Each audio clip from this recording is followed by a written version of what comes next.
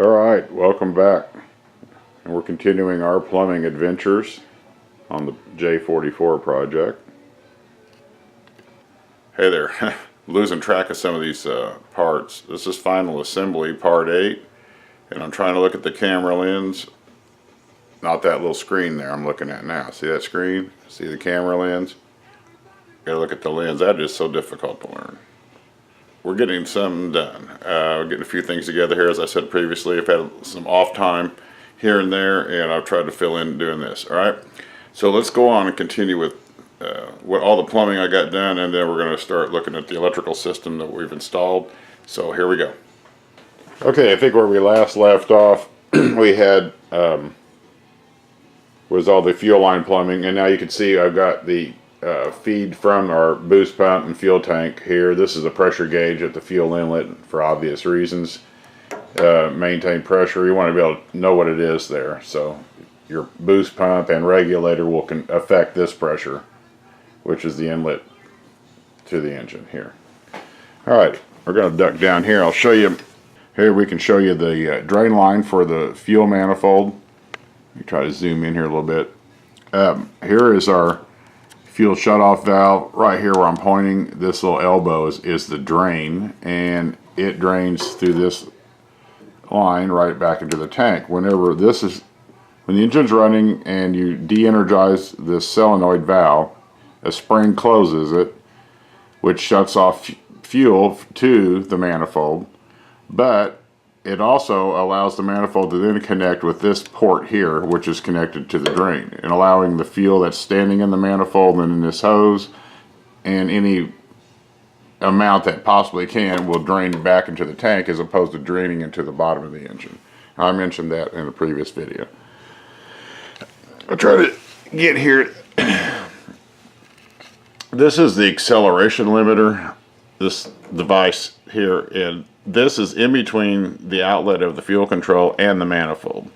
So in other words, the fuel has to go through this valve and then travel to the manifold via the fuel cutoff valve.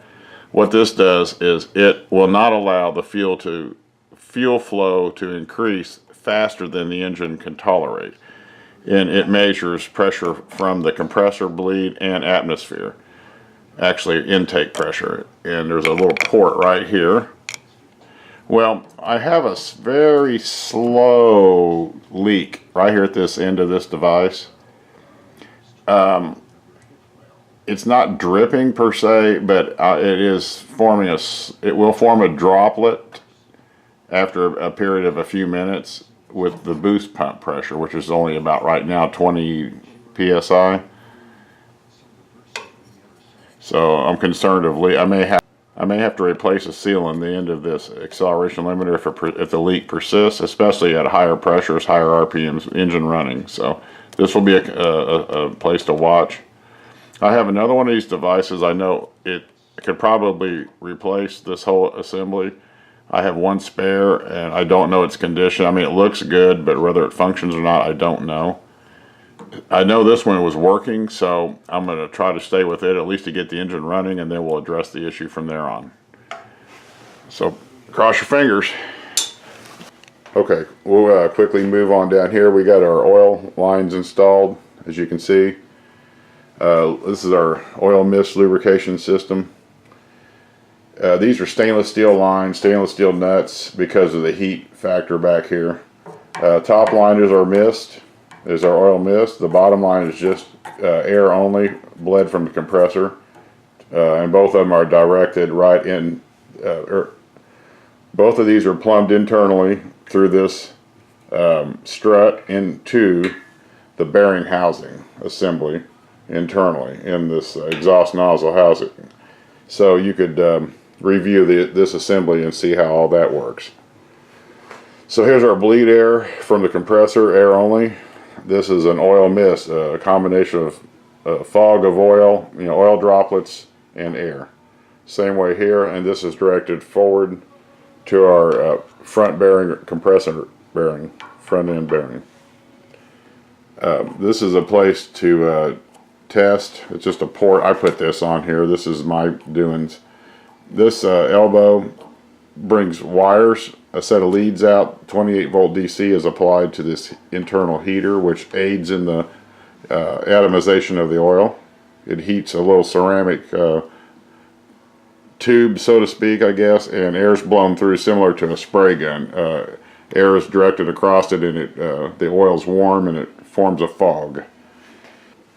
Okay, well, that's pretty much it on the plumbing end. We are done plumbing, minus a few leaks. I did have a couple of other minor leaks. We had a leak here. So let's zoom in here a little bit. This has an internal snap ring, and this whole piece, almost like a machine piece of aluminum, would come right up out of there, and then it had a groove machined with an O-ring. Lucky me, I have an O-ring kit. I had some Viton O-rings, and I had one this size. Replaced it, stopped the leak. Now, next thing we know, we got seepage coming from these two adjustment screws. These are high speed and low speed stops adjustments.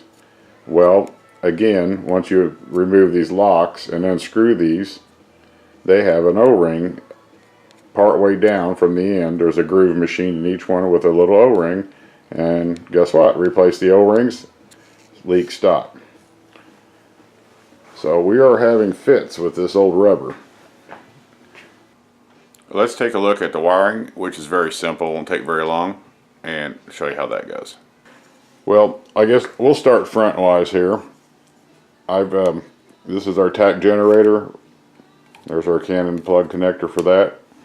Obviously, these big cables are the starter power only. These are only powered when cranking. Otherwise, these wires are just in the way and taking up space. And then the only other thing electrical up front here is this power setting actuator, which is this little servo assembly. Here's our connector for that. That operates this bell crank, this push rod, and this bell crank. This lever operates the so this adjusts the power setting, which is here at the fuel control and governor assembly. We have our ignition exciter, our exciter box installed. This is power to it, 28 volt DC supplied to it. This is a pulsed output, not a continuous output. This gives you about probably 4 to 5 pulses per second. Here's the end of the ignition exciter, and then our spark plug. This is not the original spark plug. This is an experiment. This engine was very difficult to light off on plain jet fuel. You had to add gasoline to it originally. So I'm experimenting with a different style of igniter. This is a larger surface and makes a much larger spark. So I'm interested to see if this doesn't light a little easier. So there's our ignition plug. You can see our wiring here. These are all the cables involved from our control panel and then up to the engine. We have here this braided cable is our thermocouple cable, which connects to the thermocouple, and we've installed that, as you can see. We'll show you that a little bit. I got a little bit of video of installing this, preparing the ends of this cable by soldering. I'm preparing the end of this is the thermocouple cable from our electrical junction box on the engine stand to here, where it will connect to our thermocouple to give us our exhaust gas temperature readings on our control console. And this is our pathway from the thermocouple, which is in the exhaust nozzle here, and then the indicator is mounted on our control console, which is obviously remote. So what we're going to do here is I'm going to tend these wires with a soldering iron.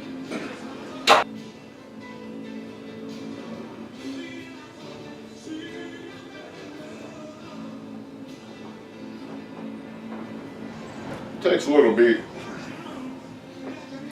to get that to wick in good, but this is some industrial cable. It's pretty tough.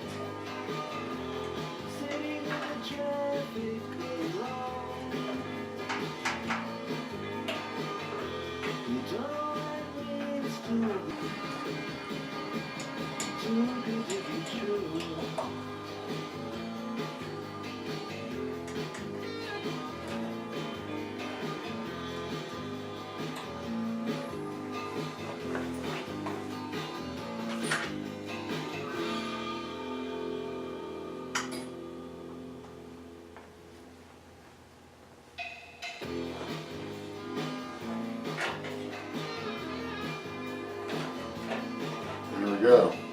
Thermocouple. Well, as you can see, we're pretty much down to fixing leaks. Wiring's complete, plumbing's complete. We got to fix address a couple of potential leaks, slow leaks. Then, all that being said, I'll be ready to maybe spin this up and put a little, extra pressure on the fuel system by just, again, spinning it with the starter and then seeing if the leaks are any worse. The leaks I've been referring to are showing up only at a little over 20 psi, which is this undersized boost pump's limit. With the fuel valve closed, basically we're pumping fuel up into this system and it's not going any further than that. It's not going into a manifold or anywhere else. So it's a dead end pressure and you're actually pumping up the system. So anywhere there's a leak, the fuel starts to leak and dribble and come through the seals. If it's going to leak at 20 psi, then we know it's going to leak at 400 psi. At full power, you're upwards of that pressure to the fuel manifold. There's quite a bit of pressure to direct that fuel through the nozzles and atomize it and make the spray that's at the rate of flow that's needed. So we're going to start easy as we have, and we can get them to stop leaking. It'll probably be fine at a higher pressure. But so anyway, I appreciate you watching. Thank you for your interest. We're going to keep moving on it.